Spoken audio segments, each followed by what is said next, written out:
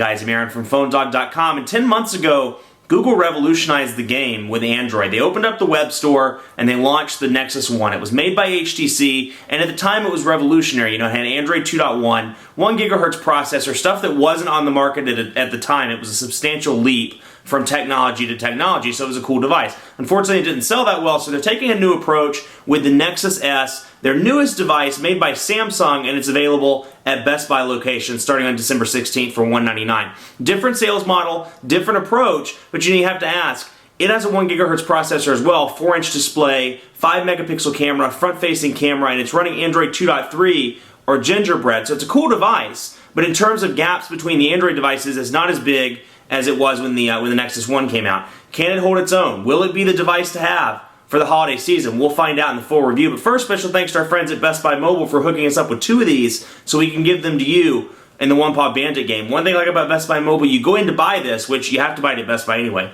but you go in to buy it, you walk out working. You don't have to set up your email. They'll do it for you. Set up email, set up web, they'll take care of it. Best Buy Mobile will set you up. Enough of that. Let's get into the review. Is it the best Android phone? Is it going to be the best Android phone for, let's say, 6 months, 8 months? Well, I don't know because I'm not psychic, but we'll find out in the review, which starts right now. Okay, here it is, the Google Nexus S, made by Samsung, and it's the much ballyhooed successor to the Nexus One, which was made by HTC. Now, it has a 1 gigahertz Hummingbird processor, 5 megapixel camera with a flash, a front-facing camera, and a 4-inch Super AMOLED display. And of course, the big highlight is that it's running Android 2.3 or Gingerbread. So, you know, it's a feature-packed device, but the question that seems to be going around on the internet is, when the Nexus One came out, you know, that 1 gigahertz processor, that was an astronomical thing, you know. 1 gigahertz processor, Android 2.1, it was a super phone, whereas this one kind of falls into, you know, a slew, if you will, of other Android devices that have a 1 gigahertz processor and a 4-inch display or 4.3-inch display. So, where the HTC Nexus One was, you know, 10 steps ahead, this one may only be 1 step ahead, if it even competes with the high-end devices on the market. I think it competes, but you know, in terms of where it's at, as opposed to the Nexus One, it's not nearly as far ahead. But you know, in testing, it's been a good device thus far. You can see the buttons at the bottom if you didn't watch the unboxing. The buttons at the bottom have changed. It's now from left to right. It's back, menu, search, and home. Now, you know, it comes with Android 2.3, and from a design perspective, there are some minor changes. You know, I'll go through those in the video, but you'll notice little things like color changes between, on the notifications bar, for example, darker gray, lighter gray, a nice transition between dark gray, light gray, and black versus that kind of drab gray background that was there on 2.2 and past versions. You can see that the notifications bar, the signal strength indicator, the battery life, that's changed as well, along with the clock. There's no more AM or PM, so you can see, and of course, all of that is green. So some minor changes there. The dock on the bottom has changed as well. It's colorful. The phone is green, and the browser, the land parts of the little globe, those are green as well. Otherwise, you know, a lot of similarities to Android 2.2. It's not a huge revision. Again, that's coming with Android 3.0 or Honeycomb. But you can see, you know, the menu looks pretty similar. And then out of the box, this is what you get, with the exception of a couple of programs I've installed, Quadrant Standard and Speed Test. The rest you get out of the box. Browser, calendar, typical Google stuff, Google Earth, Gmail, you know, messaging, of course, news and weather, Google Talk, Google Voice, YouTube, the new YouTube app, and then tags. This is an NFC device, NFC-capable device, near-field communication. So if you happen to walk somewhere and you see one of these on the door, you can hold the device up to it.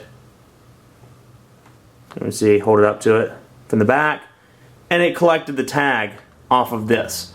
So, you know, if we go into this, it'll show the video of NFC or show video of the Nexus S, and they'll take you to the browser page of the Nexus S. But that's pretty cool. It's one of those things, you know, they wanted to future-proof the phone, as they said in the press release. You know, NFC, while it's not in full use as of yet, it's something to keep in mind in the next couple of years, and something that they think is going to expand in the coming years. Otherwise, you know, design, again, we covered this in the unboxing, but design, power button on the top right-hand corner, just like the Galaxy S, volume rocker, and then your 3.5mm headphone jacks on the bottom, with the micro USB charging port. And you can see it has a 4-inch display, as I said, but it's a curved Super AMOLED display. And it's funny because the pictures really don't do it justice on the Nexus S website, and I saw those on the day it was announced. And I'm gonna be honest with you, I looked at it and I was like, this is the ugliest phone ever. Like, the angles that they have those pictures on the site and make it look terrible. You know, I mean, they angle it like this and like that, but once you see it in real life, it looked like this stubby, kind of nasty looking phone to me in the pictures, but it's actually a pretty decent looking device in real life, and it's much longer than I thought, you know, than the pictures make it look. We'll look at the Quantum, for example. Even the Quantum is a little bit shorter. To me in the pictures, this, you know, the Nexus S looks shorter than the Quantum, but you can see just as a size comparison there, that's what it looks like. So it's actually a pretty big device. I wouldn't say hefty, but pretty big device. I don't think the pictures do it justice, but you can see the curved display there. See if I can angle it for you for the camera, put my hand behind it. That's the curved display.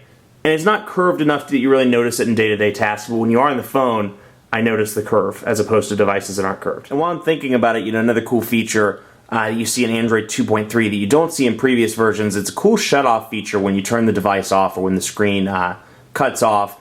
It's almost like a little TV type animation it does, or something you would think of maybe on HBO or something like that. When you turn it off, bam, you can see it shuts off that way. So it's not as bland as just the screen powering off and then boom, you're done. Powers off to the white line and then fades off in the background. So you see a lot of this in Android 2.3, a lot of little changes like that that don't really make a difference in the day-to-day performance of the device, but just some minor changes that appeal, or that change the aesthetic of the operating system. You can see up here that I've downloaded an application and then I have a voicemail. You'll notice that those icons are different there. So you can see, you know, they're not as obtrusive as the older ones that were pretty big and took up a lot of the notification bar. These are much smaller on that front. So, you know, that's again, a lot of aesthetic changes with Android 2.3 that you didn't see in previous versions. Let's take a look at messaging because I want to show you the keyboard. This is the new Android 2.3 keyboard. It replaces the old kind of black and tall, narrow-keyed one that you see on the Epic 4G and a lot, you know, all the Android phones of the past. This one comes with Android 2.3. It's available for download if you know how to do that on the internet. And it's, you know, it's a personal thing. You know, I said this in the unboxing. I tried it for a couple days. I'm going to say it again. I don't like the new Android keyboard. I don't like the fact that they made the keys smaller and fatter. They went from being narrow, or tall and narrow, to short and fat. So, you know, for me, I was used to those tall and narrow keys. You know, in landscape mode, you don't really notice a huge difference. It's pretty easy there and pretty easy to type on. But you can see on the top, you know, I don't know, for me, I made a lot of mistakes. Now watch, I'll type this and make no mistakes. But, you know, you can see, I mean, of course, you know, it seems fast right now. But I noticed I was making more mistakes on this keyboard than any others. And I downloaded some alternatives. You know, out of the box, it comes with the Android keyboard, and that's it. But I downloaded some alternatives like SwiftKey, Better Keyboard. And again, you know, they're okay. But for a stock keyboard, I would have liked the old one to have been on there. I don't care for the new one. Now, there's some new features in the keyboard, some different copy and paste functionalities. Let's say, you know, when I highlight the word today, I will select the word, and you can see the new pinchers there, if you will, where I can pinch one and migrate it out. So if we want to highlight the entire thing, I can shorten it to the how, do it like that. I can bring it up to just how R. So, excuse me, quite a bit of functionality there, and I can delete like that, and it's pretty easy. Now you see again another aesthetic change when it's auto-correcting the words. That's now orange. The text is orange, so you see a lot of orange border around the text messaging box here, around the word, or the color behind the words. And you see it in features like, not to jump around too much, but you see it in features when you go to settings and you scroll up, see that orange that's appearing at the top and the bottom when you reach the bottom and top of the list. A lot of the orange and green seem to be the theme, the color themes. Black, orange, and green seem to be the themes on Android 2.2, or 2.3 rather. Now you look at the phone, a little bit of a change here, again from a design perspective. The buttons are slightly different. They're still island keys. And let me wipe that screen off real quick. They say they have some sort of fingerprint, anti-fingerprint coating on this, and I'm going to call bull on that. I mean, it may be on there, but you know, after a few minutes of using it, it's still, fingerprints still exist. You can see that the buttons have changed slightly there. The buttons aren't as noticeable. They're little lines below, but again, they kind of fade into the black background there. So, but when you dial, lights up in a nice vibrant green here. So you can see, you know, easy to see, and then at the bottom you have your voicemail, call, and backspace keys. Now at the top you have call log, contacts, and favorites. Not a huge difference, if anything, from past versions of Android that aren't skinned versions like Moto Blur and Sense. etc. You have your call log, your contacts, which you can use from the dialer, and then you have your favorites. So if I call, I don't know if it'll do it if I call once, but if I call the phone dog, for example, and hang up, go to favorites, and you can see the phone dog is in my favorites. It's based on the number of times I call somebody, and you know, that's a nice touch. If you have people that you call, family, friends you call on a regular basis, they're stored there. Now the downside for me, you know, I like to be able to delete those every now and again. I couldn't find a way to delete those without screwing up my contacts list, so I avoided doing that, but you can see it appeared in the call log as well. The call log overall, and this was more of a 2.2 change, the call log and the favorites a little bit more organized than it was in previous versions of Android. So, you know, on the talk of hardware for a few seconds, you know, the camera, I say this all the time in almost every one of my videos, so I know it gets old, but the screen, the camera really doesn't do it justice. The screen is absolutely gorgeous. That 4-inch Super AMOLED display runs circles around a non-AMOLED or non-Super LCD, whatever, you know, depending on the technology, device. Like, let's say the MyTouch 4G.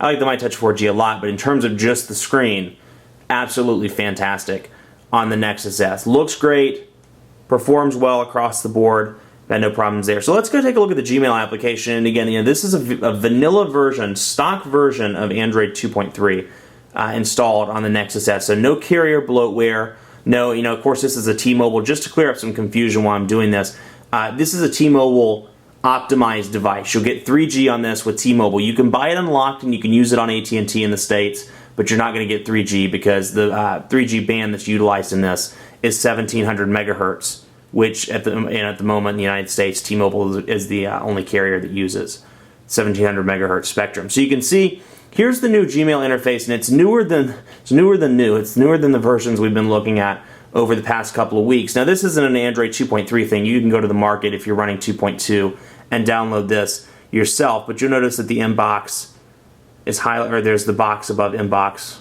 It's kind of funny. And then of course your typical box here where you can add new accounts from the main screen if you so desire. But let's take a look at, you know, Google Buzz, for example, and wait for it to load.